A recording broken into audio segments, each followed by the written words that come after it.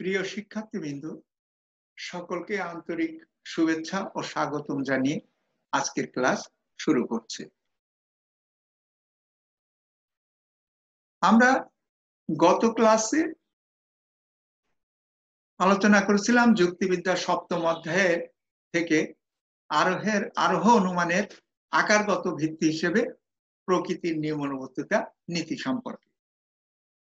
আজ আমরা ওই যুক্তিবিদ্যা প্রথম পত্রের সপ্তম অধ্যায় অর্থাৎ আরোহ অনুমানতার ভিত্তি এই চ্যাপ্টার থেকে ওই প্রকৃতির নিয়মানুবর্তিতা নীতি সম্পর্কিত আরো কয়েকটি বিষয় যেগুলি এই প্রকৃতির নিয়মানুবর্তী নীতি সম্পর্কে সম্যক ধারণা লাভে তোমাদের সহায়ক হবে।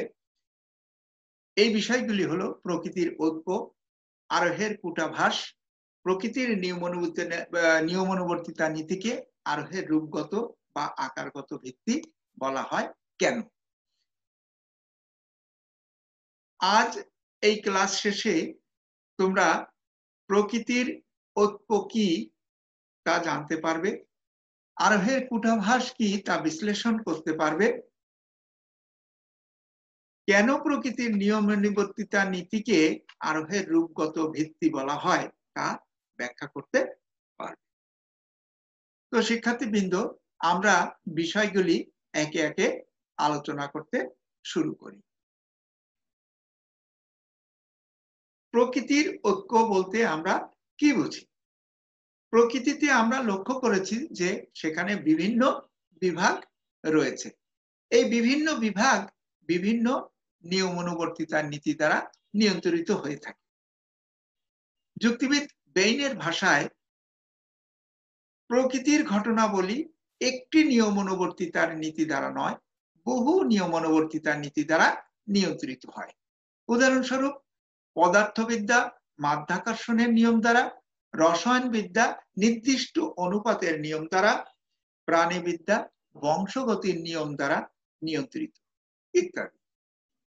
কিন্তু প্রকৃতির বিভিন্ন বিভাগ বিভিন্ন নিয়ম দ্বারা নিয়ন্ত্রিত হলেও তারা পরস্পর বিচ্ছিন্ন নয়, তারা ঘনিষ্ঠ সম্বন্ধেই আবদ্ধ।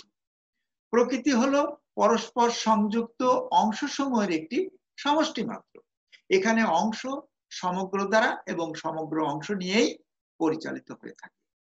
প্রকৃতিতে বিদ্যমান ভিন্ন ভিন্ন বিভাগের জন্য ভিন্ন ভিন্ন নিয়ম থাকলেও এদের মধ্যে কোনো দ্বন্দ্ব নেই। এরা একই অখণ্ড সার্বিক নিয়মের অন্তর্ভুক্ত। বিভিন্ন ধরনের নিয়মানুবর্তিতা একই প্রকৃতির নিয়মানুবর্তিতা নীতির বিভিন্ন অভিব্যক্তি মাত্র।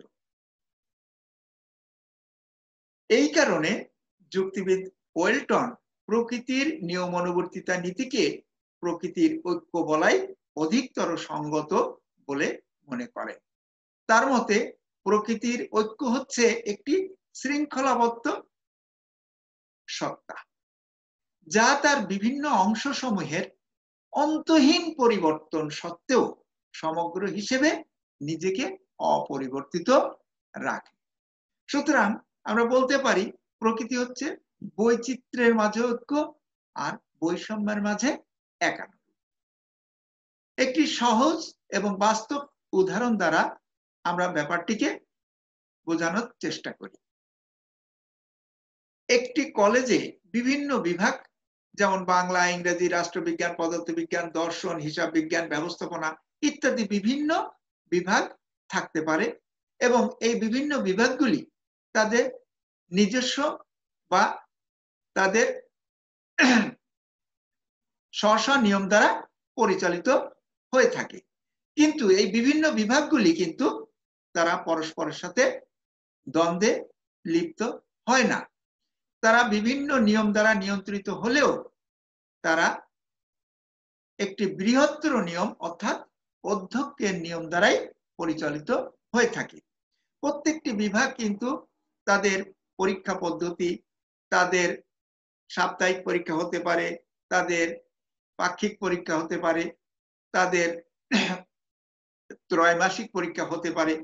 কেউ 10 তারিখে পরীক্ষা শুরু করতে পারে, কেউ 3 তারিখে পরীক্ষা শুরু করতে পারে। কেউ 10টায় পরীক্ষা শুরু করতে পারে, কেউ 10:30টায় শুরু করতে পারে। এইভাবে বিভিন্ন বিভাগ তাদের বিভিন্ন নিয়ম দ্বারাই পরিচালিত হতে পারে, কিন্তু তারা সমগ্র হিসেবে একে অপরের সঙ্গে একটি ডিপার্টমেন্ট বা একটি বিভাগ আরেকটি বিভাগের সঙ্গে কোনো দ্বন্দ্বে লিপ্ত না হয়ে তারা সমগ্র বিভাগগুলি একটি বৃহত্তর নিয়ম অর্থাৎ অধ্যক্ষের যে নিয়ম, এই অধ্যক্ষ মহোদয়ের নিয়ম দ্বারাই পরিচালিত হয়ে থাকে। এভাবে অধ্যক্ষের নিয়ম যেমন কলেজের বিভিন্ন বিভাগকে ঐক্যবদ্ধ করে রাখে, তেমনি প্রকৃতির নিয়মানুবর্তিতা নীতি প্রকৃতির বিভিন্ন বিভাগকেও ঐক্যবদ্ধ করে রাখে। তো এই কারণে যুক্তিবিদ ওয়েলটন এই প্রকৃতির বিভিন্ন বিভাগ একই প্রকৃতির নিয়মানুবর্তিতা নীতির দ্বারা পরিচালিত বলেই তিনি এই বিভিন্ন বিভাগ একই প্রকৃতির নিয়ম দ্বারা নিয়ন্ত্রিত বলেই সেই বিভিন্ন বিভাগগুলিকে প্রকৃতির নিয়মানুবর্তিতা নীতিকে প্রকৃতির ঐক্য বলাই বেশি সঙ্গত বলে মনে করেছেন, এবং আমাদেরও মনে হয় এই প্রকৃতির ঐক্য বলাই বোধহয় অধিকতর সঙ্গত। যাই হোক, তোমরা প্রকৃতির ঐক্য কেন বলা হচ্ছে প্রকৃতির নিয়মানুবর্তিতা নীতিকে সেটি বুঝতে পেরেছ বলে আমি মনে করি। এখন আমরা আমাদের দ্বিতীয় টপিকস অর্থাৎ আরোহের কূটাভাস বিষয়টা নিয়ে আলোচনা করতে চাই। আরোহের কূটাভাস কি? আমরা প্রথমে দেখি কূটাভাস শব্দটির অর্থ কি। কূটাভাস কথাটির অর্থ হচ্ছে এমন একটি বক্তব্য যা দৃশ্যত স্ববিরোধী বলে মনে হলেও বাস্তবে সেটি সত্য। যুক্তিবিদ মিল প্রকৃতির নিয়মানুবর্তিতা নীতি সম্পর্কে দুটি ভিন্ন কথা এরকম বলেছেন। এই ভিন্ন কথার প্রেক্ষিতে এই আরোহের কূটাভাস কথাটির উৎপত্তি হয়েছে। যুক্তিবিদ মিল প্রকৃতির নিয়মানুবর্তিতা নীতি সম্পর্কে বা নিয়মানুবর্তিতা নীতিকে আরোহের রূপগত বা আকারগত ভিত্তি বলে মনে করেন। আবার তিনি নিয়মটিকে অবৈজ্ঞানিক আরোহের সিদ্ধান্ত বা ফল বলেছেন। এভাবে যুক্তিবিদ মিল প্রকৃতির নিয়মানুবর্তিতা নীতিটিকে একই সাথে আরোহের ভিত্তি ও আরোহের সিদ্ধান্ত বা ফল বলে অভিহিত করায় যে স্ববিরোধিতার সৃষ্টি হয়েছে এটাই আরোহের আপাত অসঙ্গত মতবাদ বা আরোহের কূটাভাস নামে পরিচিত। যুক্তিবিদ মিল প্রকৃতির নিয়মানুবর্তিতা নীতিটিকে আরোহের আকারগত ভিত্তি বলে মনে করেন, কেননা এই নীতির উপর ভিত্তি করেই আরোহের আকারটি অর্থাৎ বিশেষ থেকে সার্বিকে গমন সম্ভব হয়। এই নীতির উপর নির্ভর না করলে আরোহ অনুমান সম্ভব হতো না। আবার মিল এই নীতিটির উৎপত্তি ব্যাখ্যা করতে গিয়ে বলেন যে প্রকৃতির নিয়মানুবর্তিতা নীতিটি নিজেই একটি আরোহের সিদ্ধান্ত। একে আমরা অবৈজ্ঞানিক আরোহের সিদ্ধান্ত বা ফল হিসেবে পেয়ে থাকি। তিনি বলেন অভিজ্ঞতার সাহায্যে আমরা বিশেষ বিশেষ ক্ষেত্রে প্রকৃতির নিয়মানুবর্তিতা সম্বন্ধে জ্ঞান লাভ করে থাকি।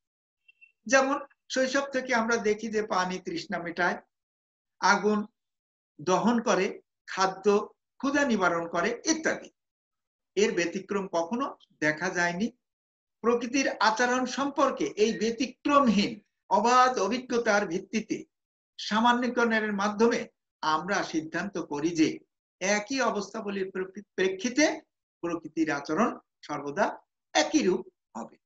অর্থাৎ প্রকৃতির নিয়মানুবর্তিতা নীতিটি অবৈজ্ঞানিক আরোহের মাধ্যমে প্রাপ্ত ফল বা সিদ্ধান্ত। তাহলে দেখা যাচ্ছে যে যুক্তিবিদ মিল প্রকৃতির নিয়মানুবর্তিতা নীতি সম্পর্কে পরস্পর বিরোধী দুটি বক্তব্য রেখেছেন। কারণ যে নীতির উপর নির্ভর করে আরোহ অনুমান গঠিত হয় সেই নীতিটিকেই আবার আরোহের সিদ্ধান্ত হিসেবে পাওয়া যায়। অর্থাৎ আরোহের ভিত্তি নিজেই আরোহের ফল। এরূপ উক্তি আসলেই স্ববিরোধী বা আত্মবিরোধ পূর্ণ। আর এ কারণেই আর এই কূটাভাসের সৃষ্টি হয়েছে। তো আমরা এখন দেখতে চাই বিচার বিশ্লেষণ করে যে এই যুক্তিবিদ মিলের এই আরোহের কূটাভাস যে বক্তব্য, পরস্পর বিরোধী বক্তব্য, এটি কতটুকু সঙ্গত।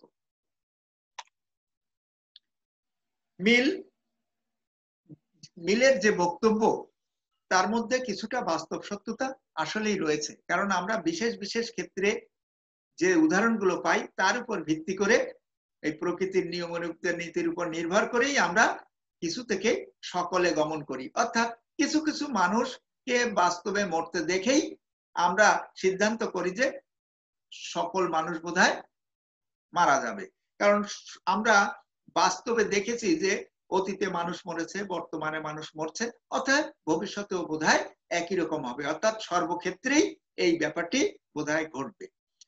সেই কারণেই মিলের বক্তব্য প্রথমে যে বলেছে যে এটি আরোহের ভিত্তি এবং তারপরে বলেছে যে এটি আরোহের ফল। এটি পরস্পর বিরোধী হলেও তার মধ্যে কিছুটা বাস্তব সত্যতা রয়েছে, কিন্তু আসলে তার মতবাদকে আমরা যুক্তিসঙ্গত বলতে পারি না। কেননা